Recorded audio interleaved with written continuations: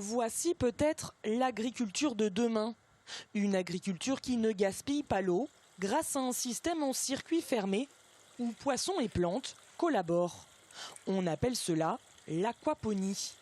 Pour faire simple, dans un circuit fermé, les poissons rejettent des excréments qui se transforment sous l'effet de bactéries en nutriments pour les plantes, qui, elles, en les absorbant par leurs racines, purifient l'eau, renvoyée ensuite dans le bac des poissons.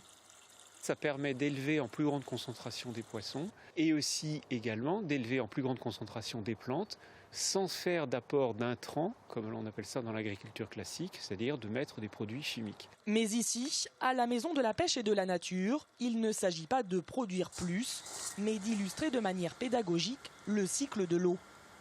Un outil parmi d'autres dans ce nouveau lieu qui accueille principalement des scolaires et des centres de loisirs. On ne veut pas transformer ce pôle animation en une école où on va enfermer les enfants, puisque s'ils viennent ici, c'est pour aller dans la nature. Donc on va quand même travailler sur de nombreux outils, je dirais, concrets. On a beaucoup d'outils pédagogiques qui sont assez concrets. Mais on va également travailler sur le virtuel, parce qu'on sait que les enfants sont dans un monde malheureusement parfois un peu trop virtuel. Et nous, on a envie de se servir de ce monde virtuel pour les amener vers un monde qui est concret. Et parmi les animations virtuelles, il y a ce simulateur de pêche qui permet aux jeunes de s'entraîner avant la mise en pratique concrète sur l'étang d'à côté. Julien Folly est en charge notamment de cet atelier pêche. C'est vrai que c'est une pratique qui a été assez oubliée. Avant, on va dire que les papys emmenaient les petits-enfants à la pêche et ça a été un peu perdu. Du coup, nous, on essaye de recréer un peu ce lien intergénérationnel, mais pour retrouver cette notion de protection et de sensibilisation au milieu.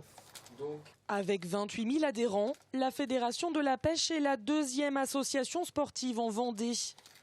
Avec ce nouveau lieu de 400 mètres carrés, elle espère bien conserver cette place et mener à bien ses missions de sensibilisation à la protection des milieux aquatiques et à la promotion du loisir pêche.